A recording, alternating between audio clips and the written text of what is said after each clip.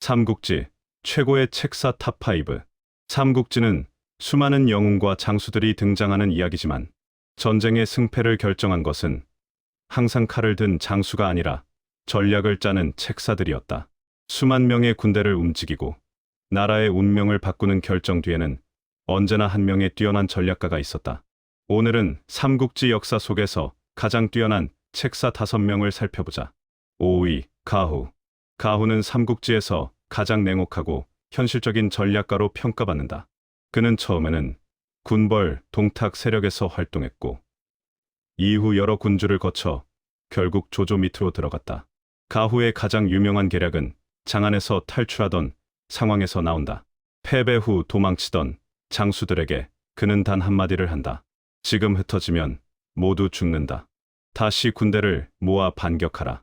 이 조언 덕분에 무너졌던 군대는 다시 살아났고 상황은 완전히 뒤집혔다. 가후는 화려한 전투보다 냉정한 판단과 생존 전략으로 유명했던 책사였다. 4위, 순욱.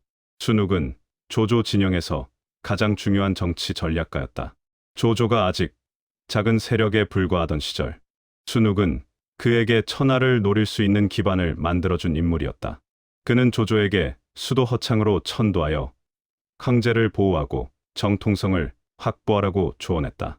이 전략은 엄청난 결과를 가져왔다.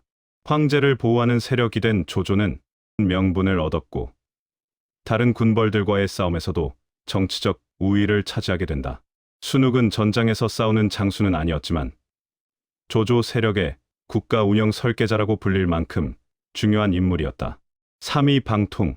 방통은 봉추라는 별명을 가진 천재 전략가였다. 그는 제갈량과 함께 총나라 최고의 책사로 평가받는다. 특히 초기 익주를 차지하는 과정에서 방통의 전략은 결정적인 역할을 했다. 당시 초계 군주 유비에게 방통은 3가지 작전을 제안한다.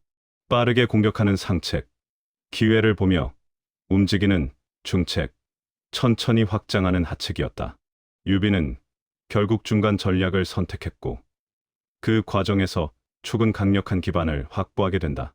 하지만 방통은 전투 중 화살에 맞아 일찍 사망했고 많은 역사학자들은 그가 오래 살았다면 촉의 역사가 달라졌을 것이라고 말한다. 2위, 사마이. 사마이는 삼국지 후반부를 지배한 가장 위험한 전략가였다. 처음에는 조조 밑에서 일했지만 이후 위나라의 핵심 권력자로 성장한다. 특히 촉의 명장 제갈량과의 대결은 삼국지 최고의 두뇌 싸움으로 유명하다. 제갈량이 여러 차례 북벌을 시도했지만 사마이는 무리하게 싸우지 않고 버티는 전략으로 대응했다. 결국 전쟁은 장기전이 되었고 촉의 국력은 점점 약해졌다. 사마이는 단순한 책사가 아니라 권력 전략가이기도 했다.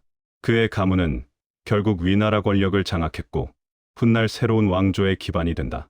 1위, 제갈량. 삼국지 최고의 책사를 한 명만 뽑는다면 대부분의 사람들이 제갈량을 선택한다. 그는 촉의 군주 유비가 직접 찾아가 3번이나 부탁한 끝에 세상에 나온 인물로 유명하다. 바로 삼고초려라는 이야기다. 제갈량은 등장과 동시에 천하의 전략을 설명한다. 위, 오, 촉, 3나라가 균형을 이루는 천하 3분지계였다. 이 전략은 실제 역사에서도 그대로 실현되었다.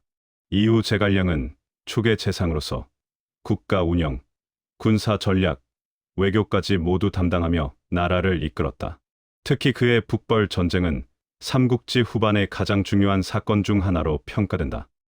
비록 목표였던 중원을 차지하지는 못했지만 그의 전략과 리더십은 지금까지도 전설로 남아있다.